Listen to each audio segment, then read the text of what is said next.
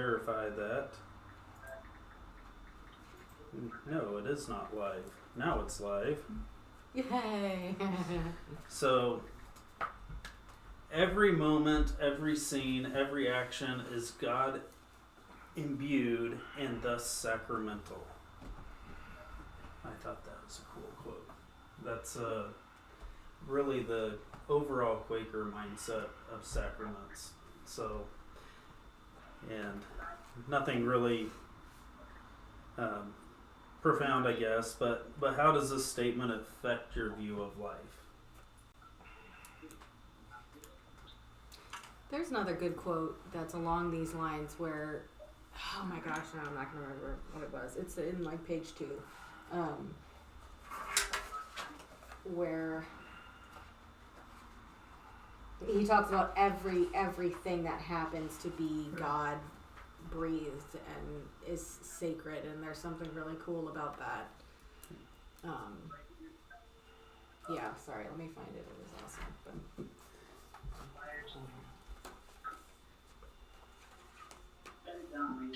But it may have been in the introduction too. But you don't need to wait for me. Oh, here we go. Okay, got it. Sorry. It's in XIII. We Quakers believe that every moment, every scene, every action is God imbued and sacramental. It's the exact same thing that's on there. Okay. Yep. Okay. I just didn't put it. It's great, and I found it too. But does it affect your view of when you start thinking that way? Does it affect how you look at life in general? It's kind of intimidating when you think about your moments where you're not at your best to think about this perspective. It really does. It changes. It makes you take a step back and I really messed up there, and I need to rectify that. And that's why the silence that Quakers practice is so powerful, is because it actually gives you the space to reflect. And how can I be a better witness of what I say I believe? And so,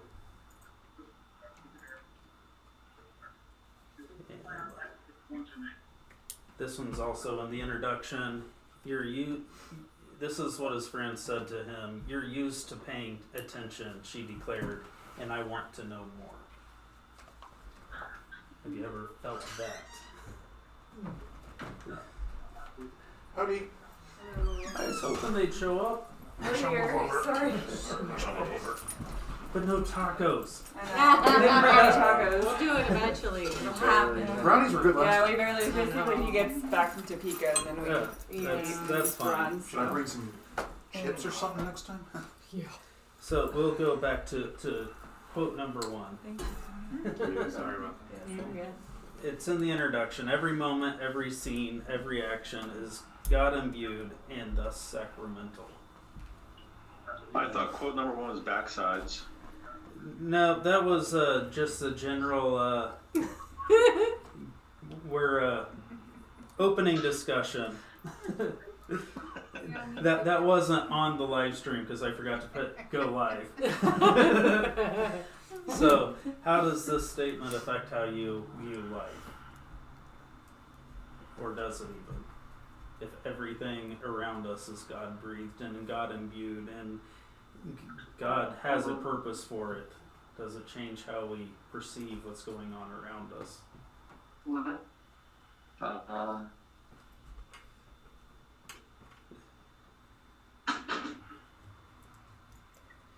His timers be up in about 5 minutes.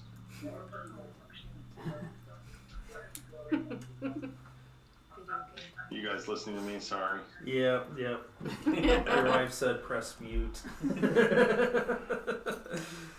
So Don't mute me, please. the second one that I question about timers. Yeah. The second one that I highlighted is from the quote from his friend that went to the meeting with him. You're used to paying attention, she declared, and I want to know more. Her friend that was in the conversation in the introduction. So I thought that was interesting because that's often how I approach everything, is I see something and I want to know more. So, does this desire expressed by Brent's friend speak to our condition? That's another fun Quaker cliche. Friend speaks my mind or my heart or my condition. Yeah, I enjoyed the. Wait, what? Why are you just doing something? How does it go? Yeah. Don't just do something. Yeah. Sit there. Sit there. Don't just do something. Sit there. There we go. I liked that quote too. Like, and I was kind of getting this when I was reading too. Like, I took a drawing class in high school, and like a lot of that at the beginning of the class was just looking and like really looking at stuff and paying attention. You get so much more out of like the shapes of stuff and the colors of stuff, and once you get used to that, it's like you just see so much. There's so much more out there. And there's a lot to it as well, as far as holy silence as well, because it's teaching you to slow down and not be so next task. I can't talk today. But we get to that where we're just going from task to task, and we're so busy that we don't even see. How many of us knew if it's sunny or cloudy today? I was driving in the Oh, way. You know, At points during the day. Yeah. When did it start thundering? You know, or did it thunder? You know, we sometimes miss things going on around us because we're just not in a practice of paying attention, and that affects how we live our life. So it's not a cure-all or anything, but it is interesting. So, and this is about why he was in Vermont in the first place, or his introduction, about stopping to go to a meeting. He says, we do it from habit. We do it because it feeds our soul, and our soul needs feeding. So why do we attend church? Why do we go to these places? We need recharges.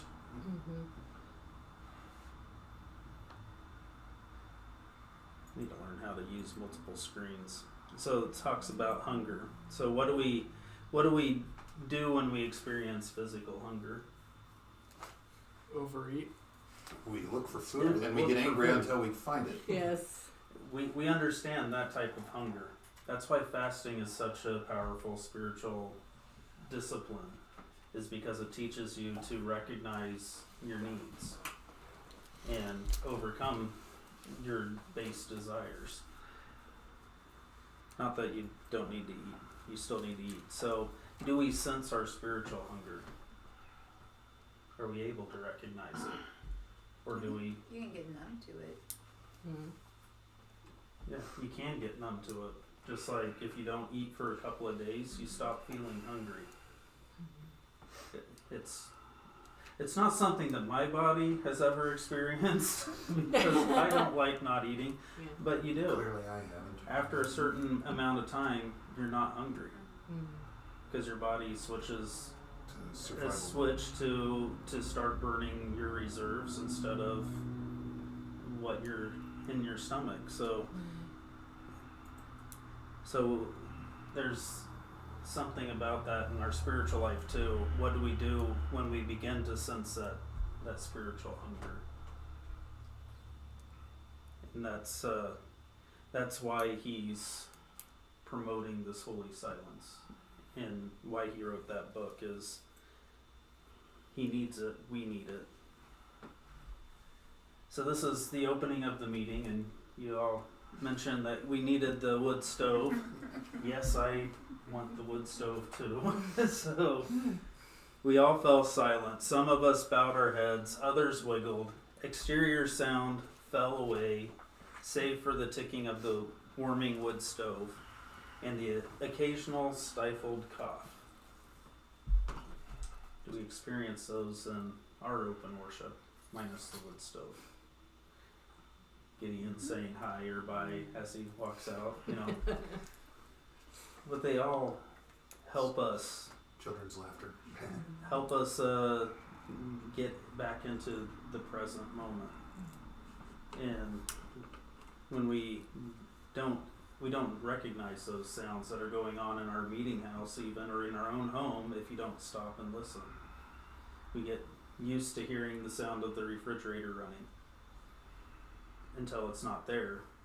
Then we're running all over the house trying to figure out what's wrong, and it's just something shut off that normally is running.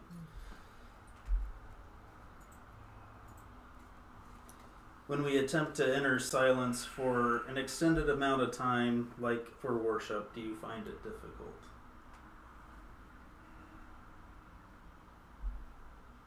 Definitely sometimes. And I grew up on this thing. Yeah. That's why I like that quote. Because this is an old meeting. 1812, is that what he said? 18th century anyway. So it hasn't changed much. It's silent. This is the people that are there usually grew up there. So they've experienced that their entire life for a long time, and they still wiggle.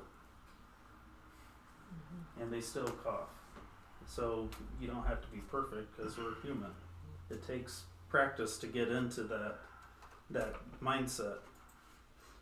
Can we overcome the discomfort and get settled into a time of silence?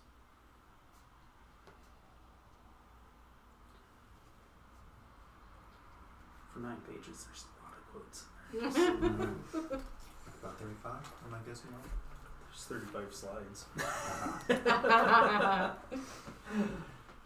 I cheated. Soon, interior noise fell away, worries about work, and the flood of, is that minutia? Yeah. That usually swamps my mind when outside noise stops, slowly vanishes. Dropping into a well of holy silence, I let myself be guided into the deep waters of the soul. That's a very cool way of saying that. The deep waters of the soul. Yeah. We don't often think of it as, some people don't like it at all. When I went through a life of prayer class in college, all the Baptists freaked out when they had to try to be silent for just a minute. And they're like, we haven't done this ever. What is this? Is it even Christian? I just think that description would scare anybody with thalassophobia. So, but it was, after they did it for a while, they found that it was a little less scary.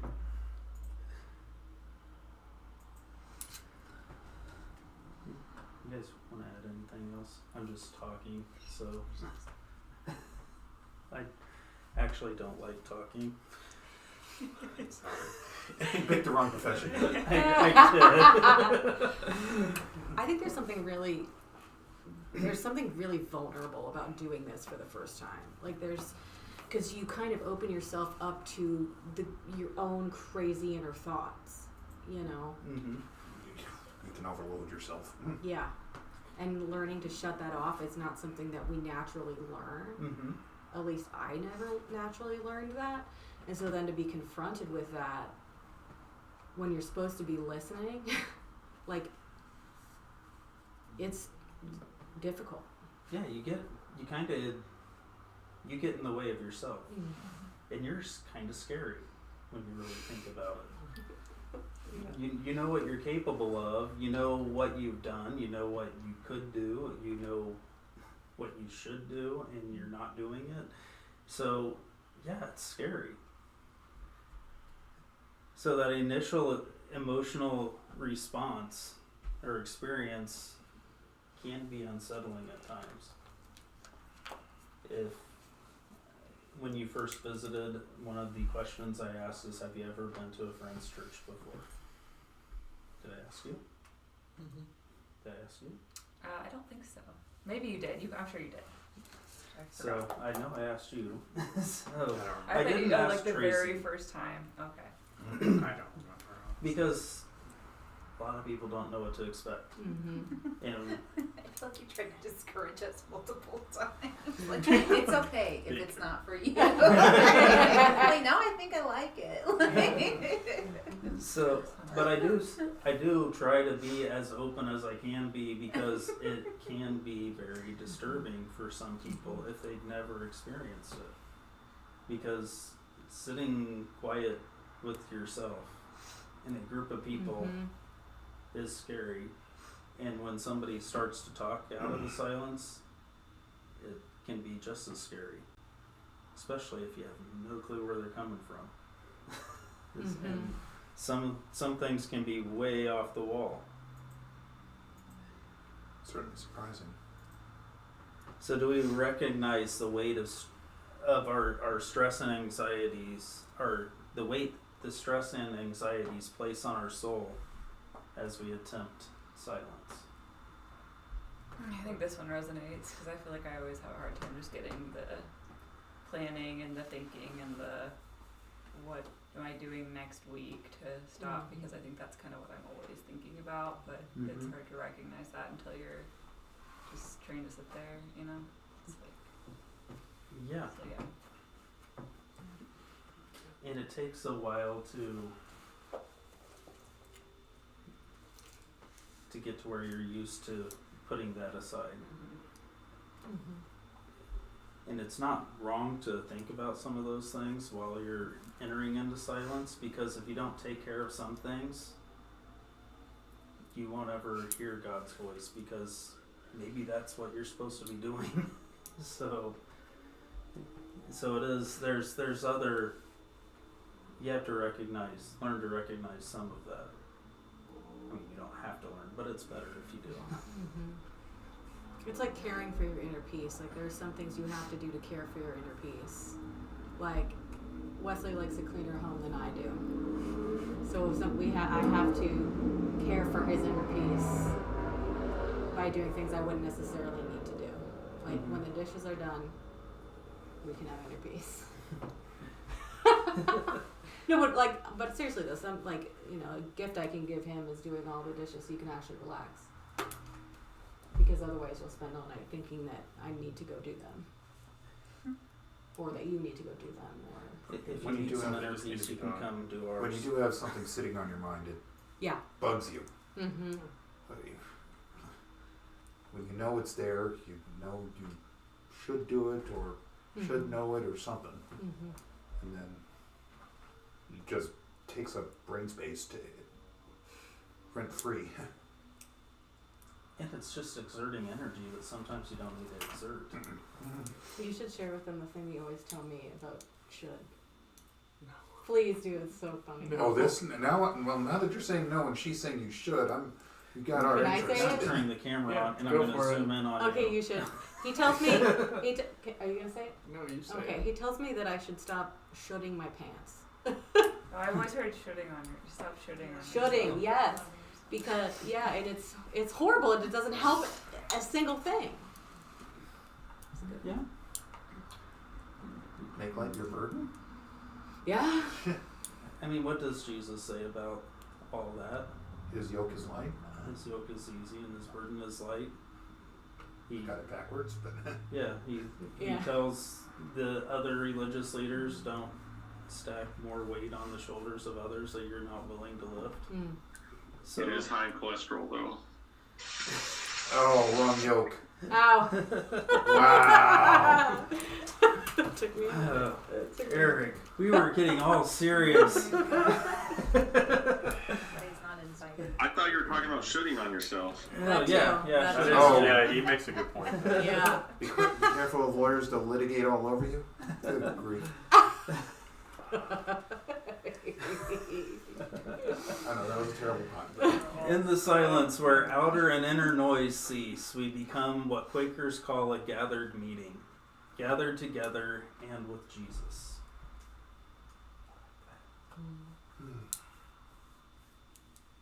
Have you ever felt gathered?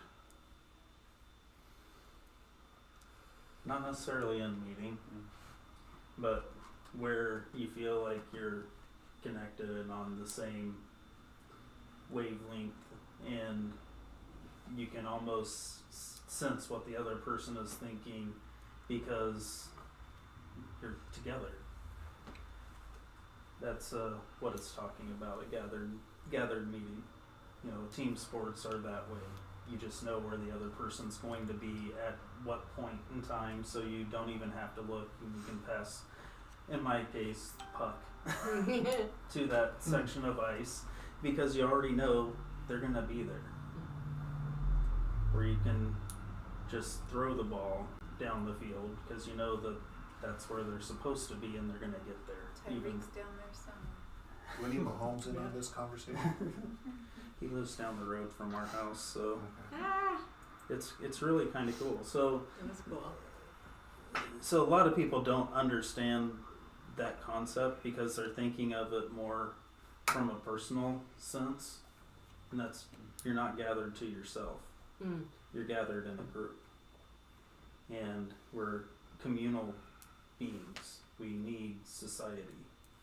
So a lot of people focus on the singular personal relationship aspect instead of the community aspect of religion, especially in Protestant Reformed religion, that so they don't get that gathered aspect as much. The times that you feel gathered are the times where you're not actually in worship. It's a potluck dinner, which I still think is worship, but it's not what you might think is worship because you're just being yourself. So this gathering is, what do you imagine it to be? Or what would you feel like in a church setting? I think normally we, or at least this is my experience, in church we feel like we're gathered when we're all doing the same thing, rather than experiencing the same thing or being the same way. And can you be gathered and be different? Definitely. Yeah, if you are in a shared state, you can be very different. You can be doing very different things. Can your best friend have a completely different political ideology than you? Can your spouse? It's harder, but yeah, you can. It's possible. Because doesn't make it easier. Because that's just one aspect, and gathering together it's not portions of who you are, it's the whole. So where can you find a connection? So this is all relational. It's not just personal. Yeah, humans are complicated. Wow, my box did not follow. It's all about relationships. Get outside the box. Yeah, get outside that box a little bit. Eric can't see it, but What are you talking about? getting outside the Graphics. box. My graphics are not in the box that I made. I don't know if I can show it to you or Hey not. guys. Hi! I've been seeing this the entire time. No, I wasn't sure if it was muted or not I can't for a see my while wife. there. I don't know if I said something really like dumb or something like that. So there you go. Now I can see. Well, I can't turn it. I can't get the Zoom to connect to any other camera or service than that camera, so it makes it hard to connect to you. So anyway, That's okay. I like looking at you, Jared.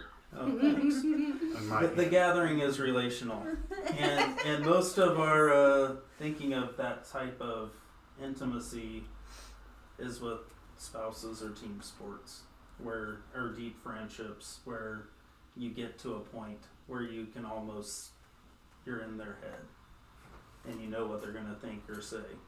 My grandma always yelled at my grandpa because he would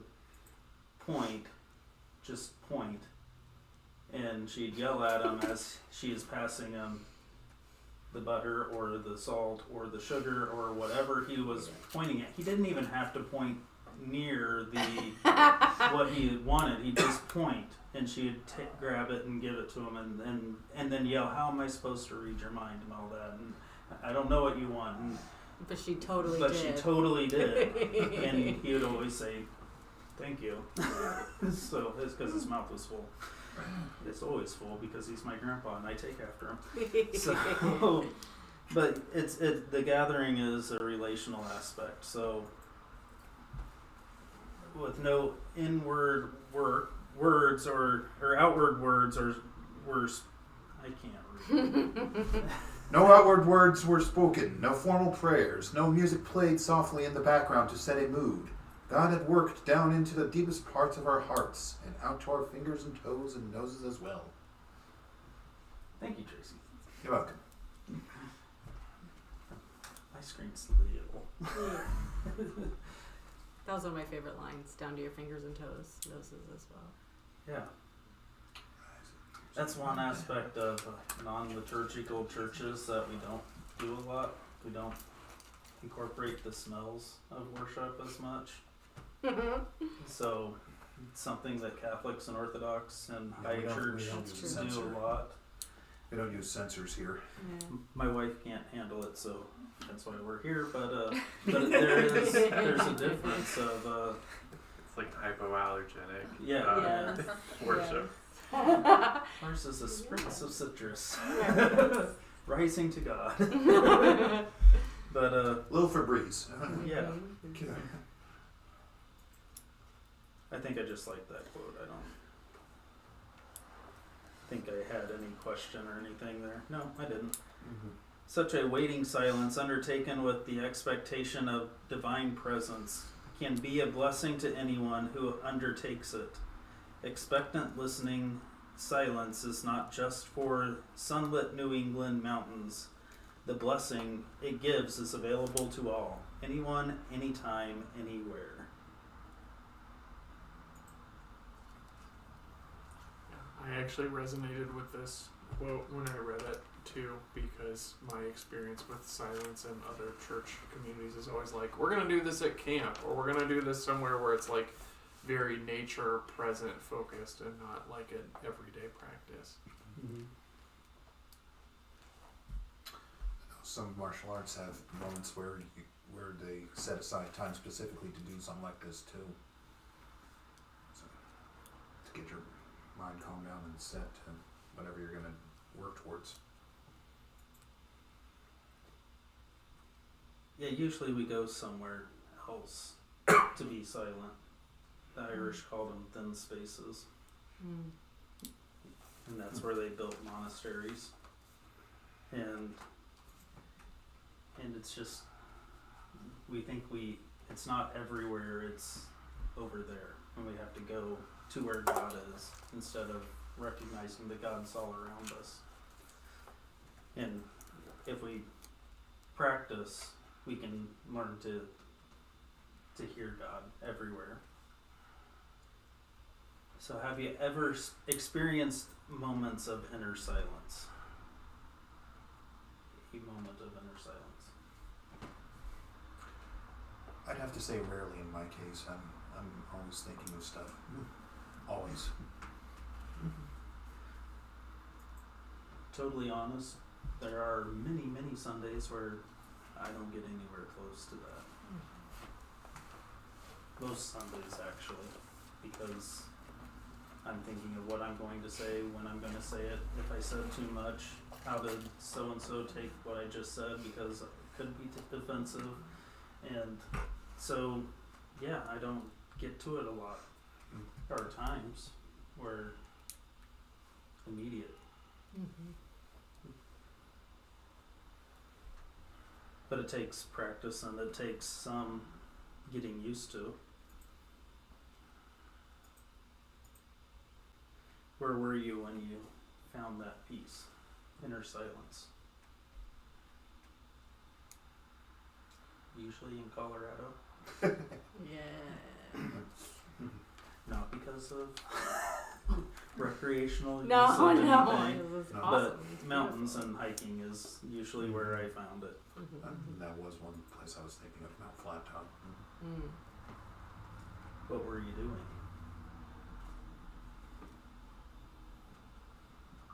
Don't accuse Tracy like that.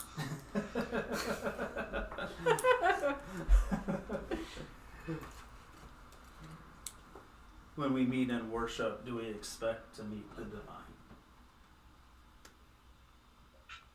We'd certainly like to. There's gonna be like a happy medium between expectation, like hopefulness, and putting pressure on yourself to get there every single time, Yeah. you know? And what is expecting the divine experience or that moment of silence? Do we even know what it is? You know? But are we going just out of habit, or are we going with the expectation that, yeah, this is what I'm going to do? And I'm going to be okay with it no matter what.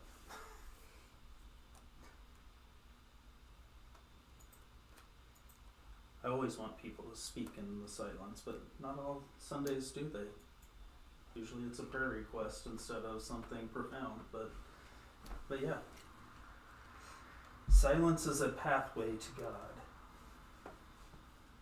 It's another just fun quote. No questions on that. I think there's a difference between coming into like a worship meeting expecting something to happen, like something miraculous or exciting. There's a difference between that and having just a constant, like Brother Lawrence says, a constant fond regard towards God. I think that's where the that kind of lifestyle I can see as a lifestyle to it that then kind of overflows into our meetings when we come together. A lifestyle of always knowing and believing and trusting that God is right there with you. And what does that really mean? That's something you can contemplate for a good while. What does it mean that the creator of the universe is fully within you right now? And I think that's something you bring into the worship time. Yeah. That can then I don't know. But even still, like you don't have to like come in thinking that something big has to happen. As long as you always realize something big is happening, like all the time. Yeah. It's that lifestyle shift where everything is imbued with God. Mm-hmm. How does that have changed our perspective? So when we come into a place expecting to recognize that everything around us is supposed to be there and we're supposed to encounter God through it, then it becomes easier to recognize that and be expectant of that. Not just the miraculous, but the mundane and the common. Because God's just as much in those, even more so. We just stop recognizing it. It, which is silence, offers a profound spiritual encounter for any woman or man hungry for a fresh way of connecting with God.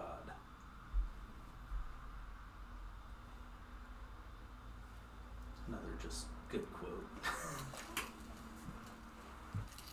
But it is different. We're used to big services with now bands and lights and stuff like that. We're used to, in Fox's day, they're used to the high liturgical, ceremonies, standing and kneeling and laying down on the ground even, and the censers with the smells and the communion wafers or just bread and the wine. All this was going on, and the silence was just something different. Kind of had a shock value to it. some people, when I say it's not for everyone, some people just need silence for a moment so that they can re-recognize their preferred form of worship. And some people need it because that's who they are, and they need the silence. But it's good for anyone and everyone. So what attracted you to Friends? I watched an Show up. introduction video on YouTube. Nice. He filmed with that kid. I like What? the position. Yeah, 3 there's months a to it's get like me a to do that. 12-minute long 12-minute long? answer. It might be longer than It's that. like It's an been hour a while. and a half. Is it really? Oh, wow. It's just so enthralling that it feels like 12 minutes. That flew by for you. Okay. Oh, I must We never see see this. I that. have to go find Robert it. said You if do I have can to sit in find it. silence and tune this guy Yeah. out for another 15 minutes, I Yes. can do it every Sunday. Yep. And I know that I liked the position that they held on several things. I did Mhm. some reading on it, and kind of, my parents kind of found this place, and I just was along for the ride for a while there. But Yeah. But most people expect the silence. Even though they don't know what to expect in it, they expect the silence. I like the absence of, well, not absence, but just a different look at doctrine. Like the fact that we don't all have to sign, this is a metaphor kind of, that we believe certain stuff, right? It's not necessarily about everybody is on the same page about every little thing. Mm-hmm. It's more about the dedication to the practice of this. And where is God in that difference? Mm-hmm. Because if you both have a position theologically and you're using scripture to back it up, obviously, where's God in the middle of all that? Now, in slavery, I don't think slavery was good, but they held it doctrinally for several centuries, but where was God in that?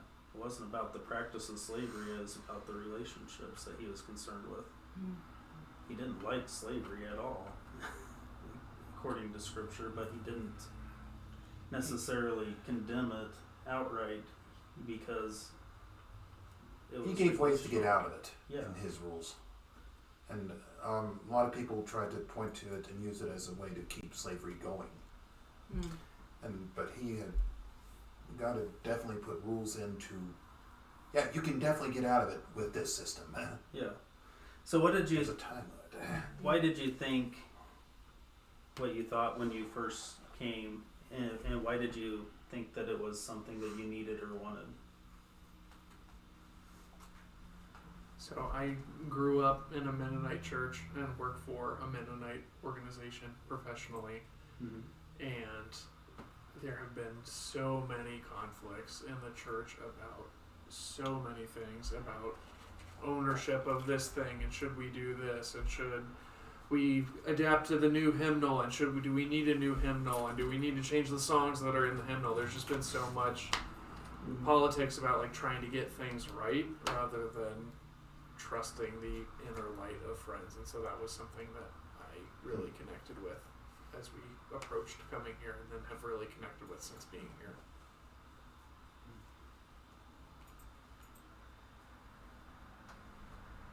Silence speaks. Yes, speaks.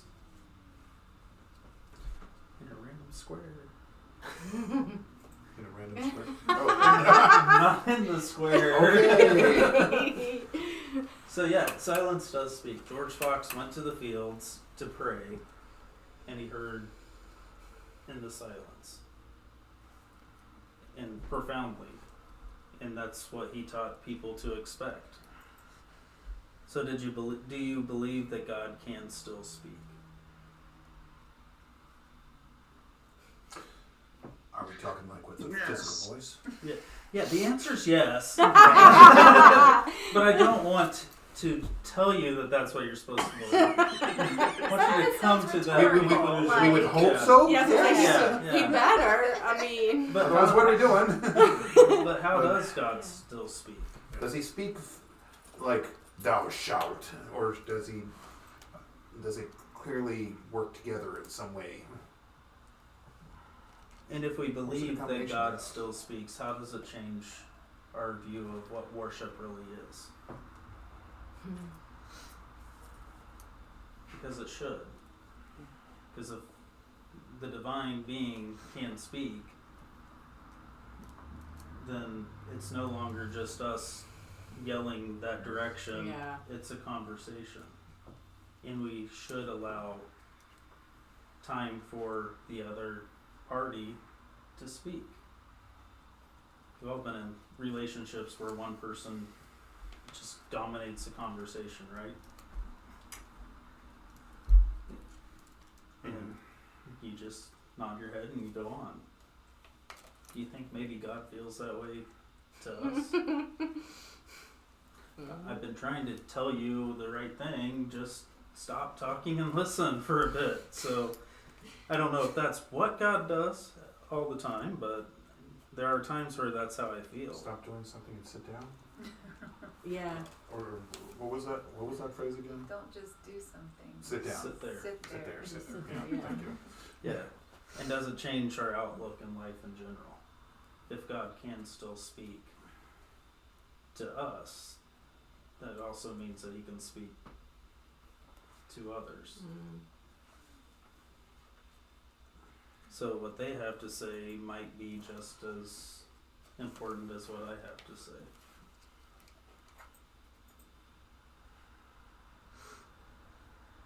Our souls tell us getting quiet is a good way to meet God.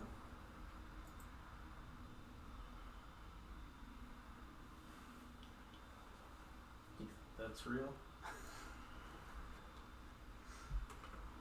It kind of is, because we have to go to sleep. We get tired, we need rest, we need to eat. So our souls do tell us, just be quiet. There are times where you just sit and don't do anything because you don't know what to do next. Especially if you have ADHD. And then he goes into the 1 Kings passage. I don't know if we need to. Good one. I just read this yesterday and I was like, oh wait, I read it Yeah. yesterday. I love that he includes this. This is such a great example of this concept. And when we look at it from the silent worship perspective, it changes what happens next a little bit. Because when we think of Elijah, we're thinking the power of God. You know, fire coming down from heaven, consuming the sacrifice. You're thinking of fiery chariots carrying Elijah up. That's all the stuff that happened before he actually met with God. But when he put the hood over his head was when it was still. Yeah. All the miraculous, that's where we expect or would like God to be, but he's in the quiet. A couple weeks ago I spoke about Elisha and how he said, shut up, don't talk about it. And I tried to point out that he's actually going back to this. Because it was after this that he found Elisha and started teaching Elisha. So it's actually, it fits.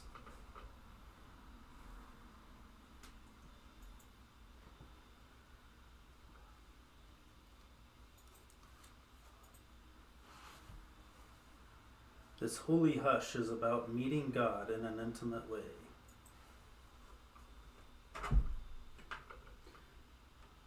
Okay. Tense up when you talk intimacy in worship.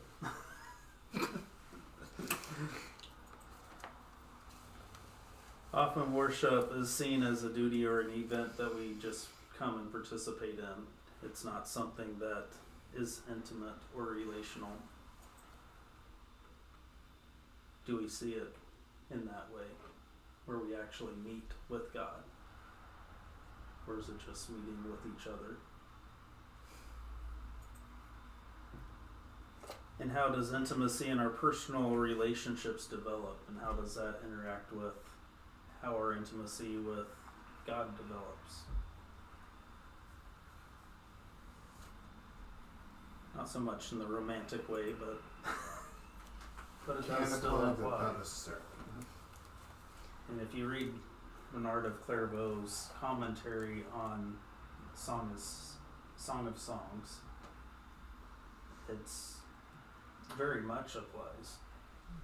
It's considered one of the most romantic songs in history. Yeah, and in their perspective, their only intimate relationship as a monk was supposed to be with God. So when they're reading Song of Songs, all that intimate language is drives them to look at their relationship with God. And we often only look at intimacy from a romantic way.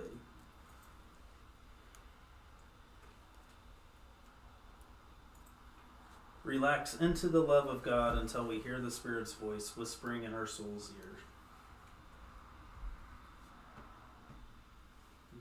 If you think about spousal relationships or parental relationships with your parents or grandparents, that's kind of the picture that it is with silence. You're just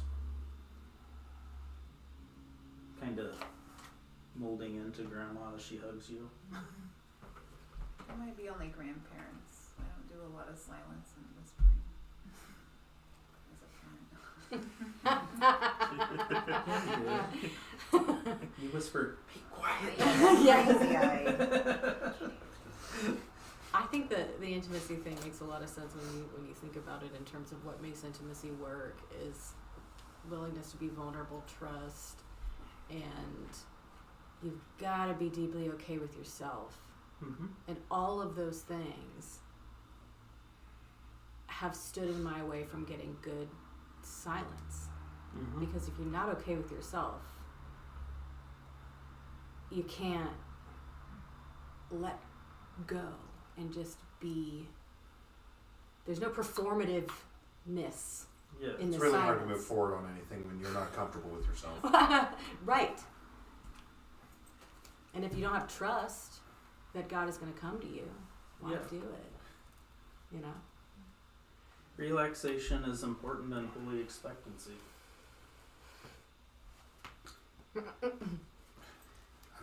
I'm not dropping my guard because I don't think anybody's coming to save me here. So our body chemicals affect our emotions and our ability to relax. Oh, very much so. Most of us live in a constant state of fight or flight where our adrenaline's constantly going. And So you're saying I should not be doing Is he an audit for that? I'm looking for it. so when we do that, we it is where we can't relax because our bodies physically can't because we're so wound up. And we have to learn how to release it. And I actually, Albert's doctor we said he's kind of anxious about school, and she's like, well, you need to do box breathing or something like that so that you can let go of what's causing you stress. And I was like, yeah, it's kind of like what we do in church. When we have open worship, he's like, oh, okay, yeah, I can do that. Oh, that's cool. And she's like, your church actually teaches something like that? You meditate? Yeah, kind of. And she's like, I grew up Catholic, we did nothing like this. And so it was kind of interesting because science is telling us our bodies can't relax and it's causing us mental problems. our mental health is at stake or in disease. And that's also what the Quakers are teaching us. If you're full of fear, you can't make a brave judgment. Yeah, and how does that affect our decision making? Have you ever made a decision under a lot of stress? Have you been happy with that decision? Do you make better decisions when you're scared out of your wits or when you are calm and collected? When I was a manager at Walmart, I would give people extra days off when they came to me to quit. It's like, I understand that you're frustrated, let's give you 2 days off and a weekend. I'll put it in as excused, because I have the power to do that. And then you come back on Monday and let's have a conversation. If you still want to quit, then that's fine. But let's have a plan. Where are you going to go? What are you going to do? And every single one of them that came to me stayed. Wow. Most of them are managers now because they were able to process through. They were allowed to have the space to get over the situation that was causing the stress so that they could think more clearly. One of them was the one that interviewed me on that video. So That's awesome. I've never met that guy, but I feel connected to him. silence is a form of intimacy. Yes, I took out a couple words, but he didn't need them. So these links all connect to where it's at on my computer. So You added the correct punctuation to show that you. Yeah. Silence is pregnant with holy expectation. It's an interesting way to look at things too. I don't know if I can identify with it really, but maybe people that have been pregnant might be able to. It's not usually the word one would use. It's not It's not silent. It's correctly used. It's just not a phrase that most Yeah. people think of when they. Maybe I'm trying to once say- you start to trust the process and Well, maybe the excitement of what's coming. Yeah, it's imbued with possibility. Yeah. That's how I look at it, but I don't know. It's a fun quote.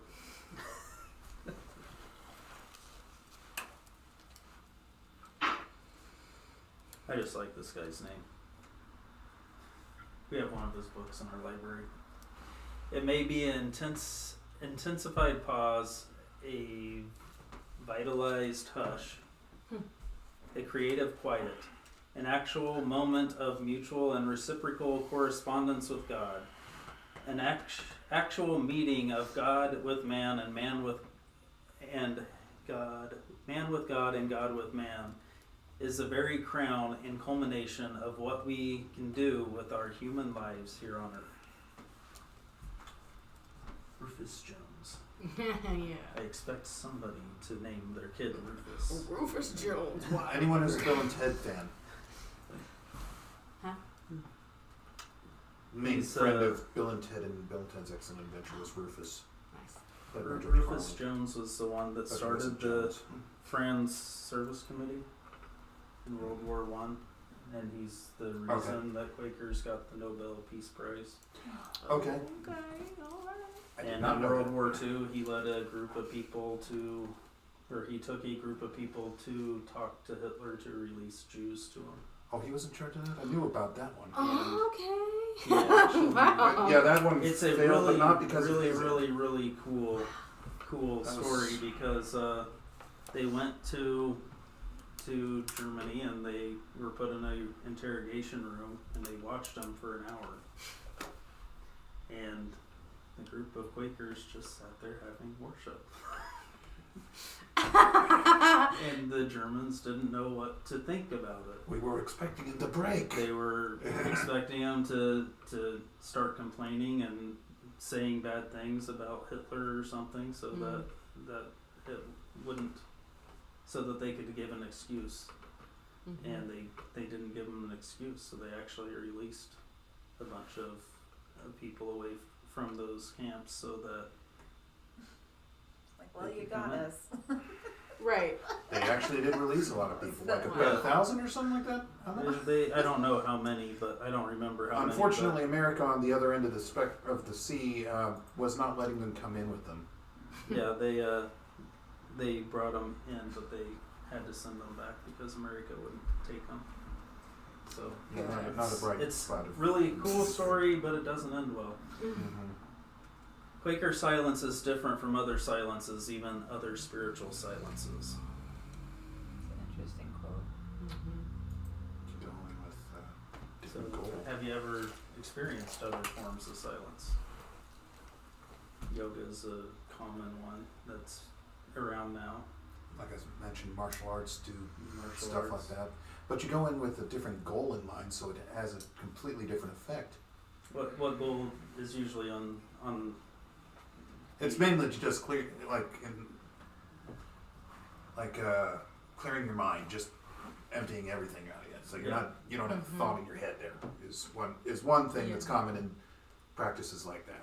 So Like mindfulness, it's very meditative, but you're focusing on certain things. Like you focus on your senses, what you hear and smell and taste and touch, and gets you out of your head. why do you think he says the Quaker silence is different? Because you're expecting to hear something, not just clear your mind out. Yeah, you're expecting to be filled, not empty. So it's like the flip. similar approach, but different result. Yet a lot of those religions and religious expressions include silence. So there's something about it that is important that we sometimes overlook. And then Kelly, another prominent last century Quaker, but inwardly the divine leader of worship directs us, and many may in the silence bring an inward climax, which is as definite as the climax of Mass when the host is elevated in adoration.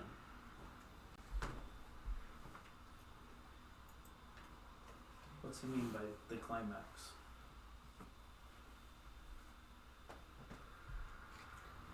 How many of you have been in a Catholic service?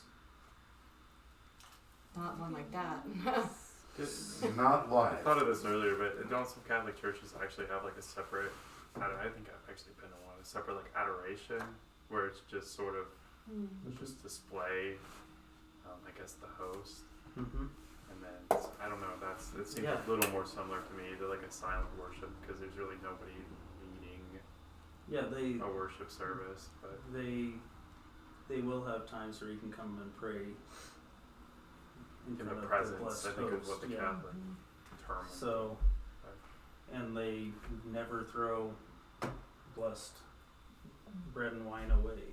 It has to be eaten. So, my distant cousin that was a monk loved to take care of the host and the afterwards because he liked to drink the wine. It wasn't good wine, but he still liked it. But it's the most important part of their worship. When the priest holds the bread above his head, it's a celebration.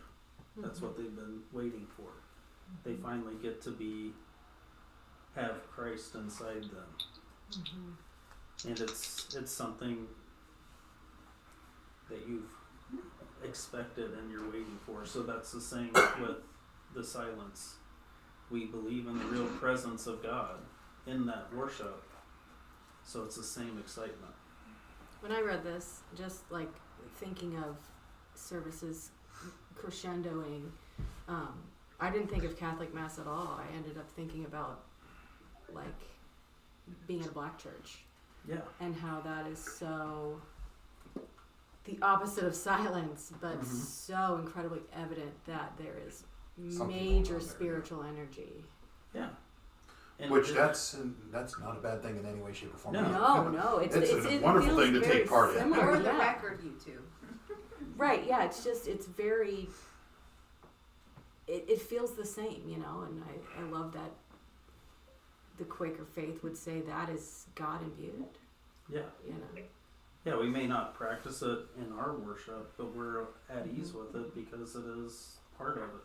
Mhm. So, but they're different groups experience things differently. They focus on different things. And a lot of Protestant churches, everything builds up to the sermon.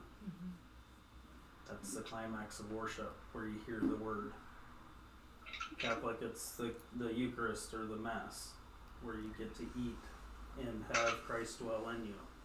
Us, it's the silence. That's why I usually put open worship after the sermon, because the sermon's building up to when we can actually be quiet. So, I was thinking about the monk story and how he drinks the wine after communion, and I was just thinking about how they have to do that because you can't throw out the blood of Christ. It has to be, yeah, can't be wasted. And I was just thinking, just comparing that to silence and how we can, it's nice to not waste any moment that is always pregnant. Every moment it's pregnant. And how we shouldn't pass it by without holy expectancy. is he at the wood stove? He does not. It's a flickering light on our Oh, Okay. It's held up for like 4 years now. Okay. He's in with the wood stove, not us. So Got it. Okay. Quakers only abandon them, speaking of the sacramental aspects of worship, though in favor of what they considered inner sacraments, full of life-changing spiritual power. The sacraments that Quakers might have done away with at certain points in history were because the people that were still doing it at the time, it was clear they were not doing it with God in mind. And we were going, well, it's clearly not fulfilling its purpose of reminding us of God. Yeah. So if it's not helping, we're not going to do it. So, yeah, they didn't abandon the meaning of it. A lot of people say Quakers don't believe in baptism. Yeah, we do. We do. We believe in it very, very much. But we're not going to weaken or water down Wow. our belief in baptism by just saying that it's merely immersion or sprinkling or something that you do to a baby, because it's much more than that. It's life changing. You have to totally change your life and become part of the family of God. Mark will often say Quakers don't believe in communion. Sometimes we try to put somebody else in with Mark when he talks to visitors so that we can say, no, we actually believe in communion. We just do it differently. Yeah. We definitely do it Because differently. We do believe it's more in like communion. it's like our potlucks and stuff. That it's closer to Yeah. that. It's closer to that. I mean, Yeah. Yeah. what was the original communion? It was the Seder meal. It was Right. the Passover. It was a full-blown multi-course meal where one was sitting down with their friends. Right. We're celebrating God.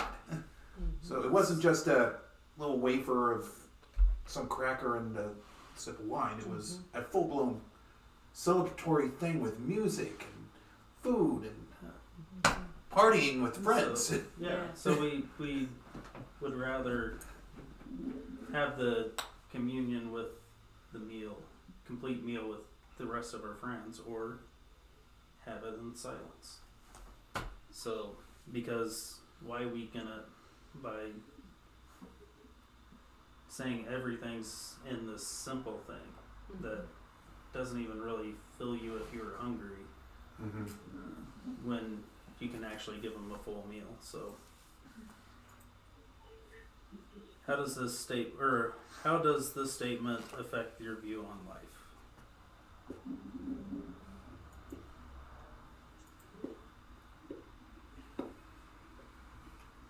So, Which statement? that Do you need to go back a little bit? I will go back. Quakers only abandoned the sacraments, though, in favor of what they considered inner sacraments full of life-changing spiritual power.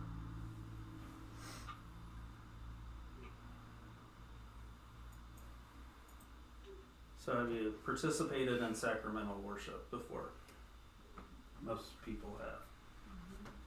Tracy might be the only one other than me that wasn't common, because we both spent most of our lives in Friends churches. Oh, I have been in a Seder meal before. That was interesting.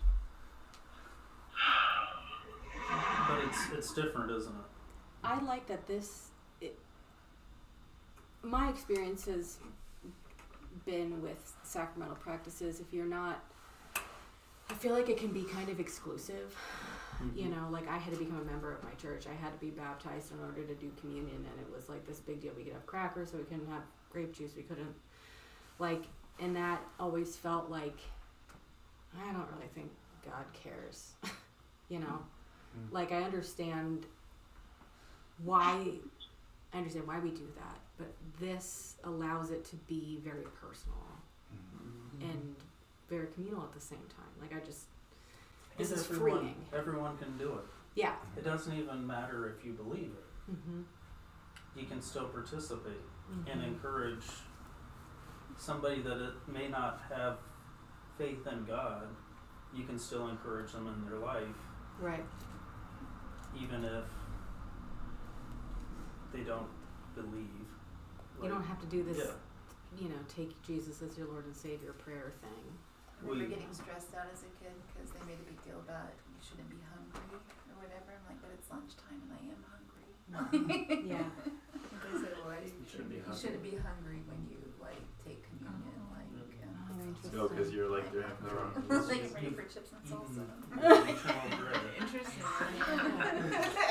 Got it. Yeah. So I grew up in a United Methodist church. Methodists don't restrict communion, but when I was a kid, it was like some elderly lady in the church made like this bread that was like absolutely delicious bread. And so all the kids would be like reaching, like pulling like huge chunks out. Oh yeah. So that, I mean, I understand what you're saying. Yeah, they weren't right. strict about it, but I think that a few times it would be kind of be like, you guys So just your eating church bread? been sitting there feeling guilty about enjoying Yeah, it. like, are you just eating bread, It was or are always the you? best bread. You shouldn't be feeling guilty about Yeah. Christ entering you. So what makes the sacraments important? I don't know. The real presence of Jesus Christ. Is that what you asked? What makes it important? Yeah. Okay. Yeah, Yeah. I think Are you seeing his screen? No, because I can't get it to work. Okay. I mean, I think a cynical view is they have the importance that we place on them too. Yeah. I think ritual is important. It's there to remind us of what God has done. Yeah. We have to remember things, and ritual is very good at reminding us. But if you forget But the if whole point of it, If we forget the point, Like then you're we like 7 forget years the old point. and you feel bad about being Yeah. hungry. for Right, lunch. Because you're hungry and you're supposed to be Yeah. filled with God, so you shouldn't be hungry anymore. There's You've eaten the bread of life. There's I So think that's helpful partially why the too. Seder meal's a 4-course meal. If you leave hungry from one of those things, you've done something wrong. Yeah. Also, back in the day, like communion was a party, so they would have like kegs of wine and lots of bread and Tracy stuff. already And said that. if you were coming there just to I've had eat this a bunch, discussion and there with were you poor before. people who weren't getting their fill, I think that's what that was about. It's not Yeah. the poor people not getting their fill. When you're like a more well-to-do person, and you could get your food elsewhere if you needed to. Yeah. So I think can we? that's what that's all about. Don't come hungry or whatever to get hungry. can we forget or be distracted from the importance of what we're doing? Sadly, easily so. Sure can. Quakers would say that's why we left the Sacramental Mm-hmm. church, because they were distracted, but we can be distracted too. Mm-hmm. I would like to hear what you guys. Yeah, what were you going to say? Okay, I was just saying, I mean, I think sometimes though, for me, what was helpful sometimes about like more of the ritual, like communion, because I really appreciated Mhm. communion at a certain time. Not really so much when I was younger, like in college and stuff. Mm-hmm. I don't know, because there is that liturgy. There's like words being read that helps you Mhm. remember something Mhm. in particular, and sometimes I think that's challenging because Yeah. there's no, it's like, okay, well, we're going to be silent, but sometimes it's hard to remind yourself of that when you're not Yeah. hearing it from another, Yeah. not that you aren't hearing it, like through a sermon or through Mhm. song Yeah. and other things, but I think to me there was something helpful about like reading these Mhm. words and like kind of the repetition Mhm. of it. Yeah. So that's just my little piece there for like Yeah, why I think it's that supposed to can be remind you. helpful. Yeah. Right. You Yeah. talked a little bit last week, I think, about sort of reform versus revolution is not the right word. Maybe it's like secession. I don't. Mm-hmm. But I mean, right? I guess anytime something starts to fail, like you always have that choice as to like, are Mm-hmm. you gonna try to fix this, or are you gonna cast it aside? Yeah. I suppose that's. I'm not trying to make it seem negative. I just think that's like a choice a lot of times. Mhm. Like Yeah. you go back to like the, I guess American Revolution. Maybe revolution is the right word. Where it's Yeah. like, okay, we're not happy with this system. We have the From choice British point either. of view, it would have been secession, but Right. Yeah. Canada says we'll kind of work with you, right? Yeah. And then the United States says no, like we are gonna do our own thing entirely. I feel like there's definitely. I'm sure there were people at the time that were present in Christ taking sacrament, right? Maybe No. that was a minority, but Yeah. like Mm. it's not like that entire period of Christian history was a total failure, Yeah, we So Yeah. forget sometimes that there were reforms in the Catholic Church during the Reformation that stayed Catholic. That's when the Jesuits came around. And Jesuits are now the current Pope is from the Jesuit movement, so Did that's not know why that. a lot of people Definitely didn't know that. are Yeah. opposed to some of his ideas because Yeah. he's from the group that was the Reformation in the Catholic Church. So, you can do it. That's why it's interesting right now because we have the hot topic word of deconstructionism in the church, and everybody's deconstructing and leaving the church. A lot of it's the same stuff that Fox was facing. That's interesting. He's asking questions that nobody wanted to answer. Yeah. And because of that, he was losing his faith. And thank goodness God spoke to him in the field before he just offed himself. Mm-hmm. Because that's what I really truly believe was going on. Is he is at that point where he was nearly done. So Something that you said brought to mind. So my parents met in a very it's not evangelical's not the right word, but what's it called? Charismatic. Yes. And they actually met at Elam Bible Institute, which it doesn't even exist anymore as Bible college. And they both, even though I grew up going to a very, I guess, liberal Mennonite church that we really didn't do. We did communion and we did baptism, but it wasn't really evangelical in the same.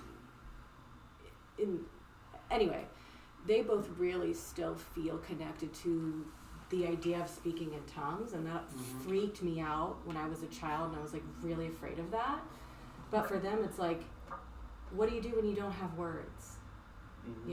And like that was really comforting for them, and that it stuck with me all this time because it's something that they always reach for, yeah. right? And I've always been taught, how do you talk to your spouse or somebody that you really like? You talk to them differently than you talk to your teacher. It's less formal. So it's the language that you use. Oh, sure. with people that you care about. I think this is probably near the end. Are you watching the Q&A video? Or are you watching the Q&A video after? We can. It's an hour, he said. It's on YouTube, so Yeah. it could be like Yeah, 10 you times. can watch it on the way home. This You is a can listen really to great it on the way home. recommendation. I'm excited. I only have a 10-minute drive. Gonna have to do it 10 times. Silence is something we do, not something done to us. It is a participatory act. It engages our heart, mind, soul, and body in listening to the voice of the beloved. Quaker silence is not passive. After all, how could Holy Communion, which deepens our faith and fills us with passionate love for God, ever be inactive? Even the dog agrees. That's right. So it's not just emptiness and empty time. There's something going on during the silence, even if it doesn't look like it.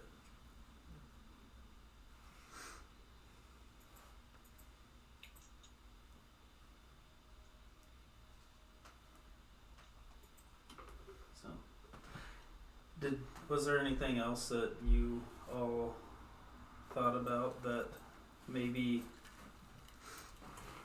you want to bring up that I didn't highlight? Because I highlight like half the chapter. There was only 9 pages in the chapter. Nine- Number 35. Just wait Number until we 35 have slide. 20 pages. So it's a Like good this introductory chapter though.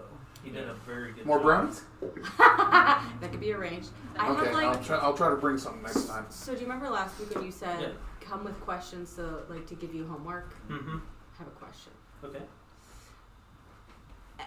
So I did some like spiritual study about the dark night of the soul, and still have a lot of issues with it, and it's very different than this kind of holy silence. Holy silence and dark night of the soul, I think, are totally different for me. But I was never able to really fully understand dark night of the soul because I just disagree that God would separate himself from you for any reason at all. Like I'm not sure if that's something that you're familiar with. Yeah.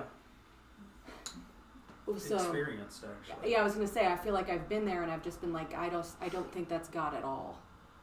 You know, what do you do with it? Why? I missed part of that. Dark Night of the Soul. It's a Oh. I don't know how old it is. 12th century, I think. Yeah. St. John of the Cross. Yeah. St. John of the Cross was the one that wrote it.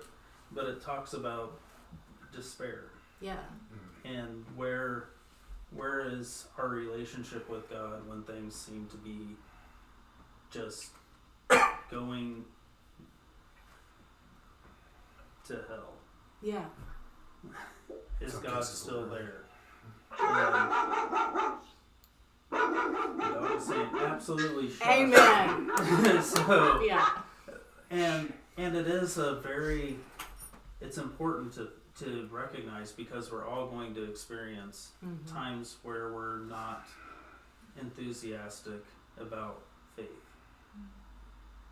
We're going to hit a time where the stress is there, you had an argument, you got fired, you thought everything was up here and now you're way down here. Is God still here? And the way that I was explained, or someone explained it to me, is it's not so much that God's left you, Yeah. but God's quiet for a moment so that you can be reminded that you can walk yourself as well. So what have you learned? Now you do it. So Jesus taught his disciples and he showed them how to heal and how to pray and that sort of thing. And then he sent them out. And they did a lot of that and were very excited, and then they came back and reported, and then they went out again, and it didn't work how they expected it to. The demon didn't come out. What's wrong with us? And he said, well, this one only works through prayer and fasting, not with what we've been doing before. It's not so much let's have the formula, it's what are you going to do if things don't go the way that you expect them to. Well, this is when you try something different. That's when silence is one way.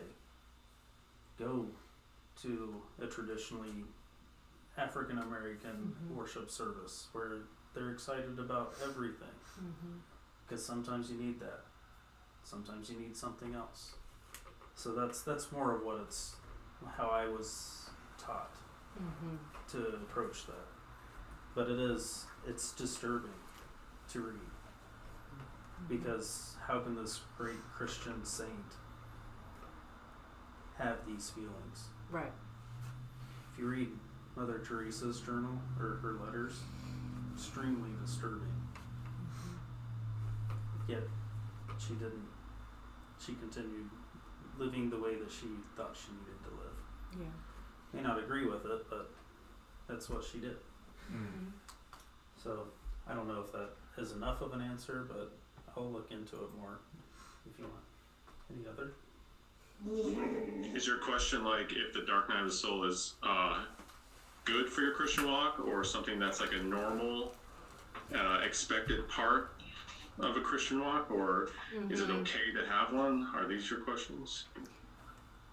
I think, yeah, those are all sort of my question. I think a lot of us experience it whether or not, like, it's not a choice. Like, you would never choose to go there. I think the fact that it's being recognized and named as this is encouraging, and the fact that it's like, okay, this is a place that you can go. Like, it's possible to be there and it not to be wrong or outside your Christian walk. But then what do we do with it? You know? Like, how can you feel like you're trying so hard and it's not your time yet? You know, like, how can you live into that space and, like, what do you do with it? I don't feel like I'm currently there, but, like, I never Don't want to reenact ever. Lincoln Park. That's all I can say. Yeah, So, yeah. contemporary example. A friend of mine was in the Assembly of God church, and they were teaching at that time that you had to speak in tongues to be a Christian. I don't know if that's still what they teach, but it was the sign that you were a true Christian. She didn't. Yeah. And she thought that everything was wrong with her because she didn't have this one gift. And she about left the church because of that until she found somebody that was able to explain it in a little different way. Which guy was it that was a cowboy but was told that God wasn't a cowboy? You know what's... Yes. This is an actual thing. I need to know what I'm trying to remember what group this was. It's the cowboy church. Yeah, there was a cowboy church. There's a cowboy I'm church. going to look it up and just Google that exact And statement. at one point, this guy was told that God's not a cowboy, and then later someone else, no. Look at back at Jacob and Esau and Abraham, and they had flocks. What do cowboys work with? Yeah. And stuff like that. So we might consider reading that together sometime. So, any other questions that I need to do homework on? It can be pretty much anything. If we have one too that we think of later, can we send it to you? Yeah, you can send it to me. It takes me some We time have a to slight research. Pervious. What? Where is it? Yes. That raises many bad questions. Oh, that's What good. did I? Where is it? Previous, not pervious. Well, Yeah. Very different we word. talked a lot about And the final intimacy today, slide. so it could be for Look at that face right Notice that now. you put everything into the slides because at the very end you did make a mistake till the very end. Every Yeah. picture before he's a Quaker, Strength he is looks giving so out. sad. He looks like a pervious. Well, And then he discovers Quakerism and is happy again. right, like, dare I say Dark Night of the Soul? Like, He definitely experienced one. right? Yeah. Yeah. And I would venture to say that Protestants don't know how to handle emotions as well as Catholics. No. That's interesting. We really don't. Yeah. So, Possibly, yeah. because we didn't write Dark Night of the Soul. Catholic did. Yeah. Cloud of Unknowing, also, a nun wrote that. Yeah. So, most of Jesuit teaching deals with emotions. What does this feeling come from, and is it taking me closer to God or pulling me away from God? Yeah. And so I respect that because we need the emotions and how to understand them. And I don't think we've done a good job of teaching that in the Reform movement.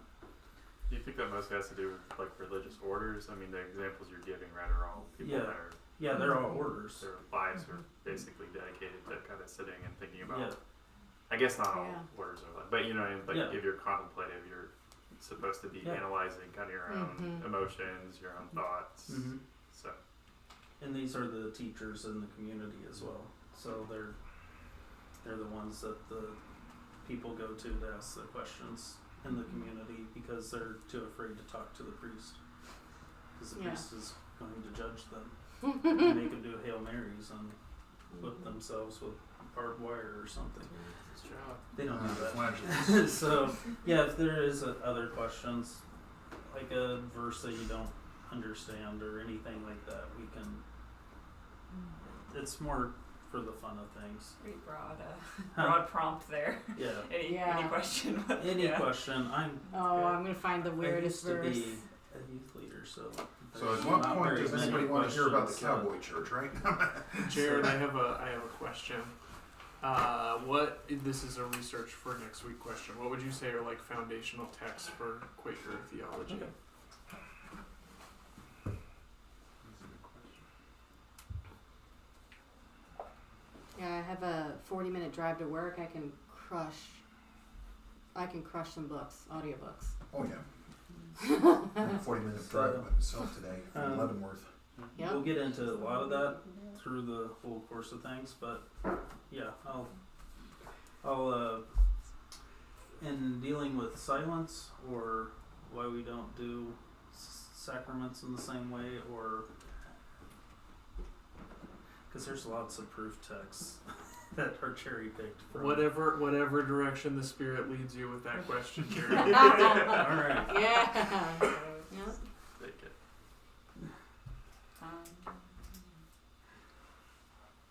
Funny story, I was going through something like that with my first church, and we were going through the catechism of Robert Barclay's wrote for Quakers, which is really funny, and we got to the modesty section, and I came in with my hair spiked up. And this is a church where the nearest person to my awesome. age was 70. So I was in my 20s. And so they took it in stride. So I couldn't even do what I was intending on teaching because they understood Wow. our understanding of modesty, not to draw attention to yourself, but direct everything to God. And it's like, can you be modest, or can you not be modest wearing ankle length dresses and long sleeves and a bonnet? Sure can. You're attracting just as much attention to yourself as somebody that's wearing next to nothing. So you're being just as unmodest, even though you're modest. And they're like, yeah, that makes a lot of sense. And then I didn't spike my hair on Sunday when I came in, and a lady yelled at me for not spiking my hair. I've become accustomed to your hair being like this. And I only did it once. And then 2 weeks later, she came with spiked hair, which was hilarious. So amazing. She was Okay. like 75. Oh my gosh. Hey, I've seen So- that. Oh yeah. All right, and then that next week we're gonna do looking for answers, not to pervy questions, but, and then going forward, week 4, holy expectancy, and then back to more of what we did last week on week 5. So week 4 may not be as long, unless you want it to be. So Okey-dokey. yeah, I'm done. But you can still Thank ask you. questions if Thank you want. you. Okay. Yeah. So, how many of you know what a Seder meal is? Okay. Have you ever experienced one? Mhm.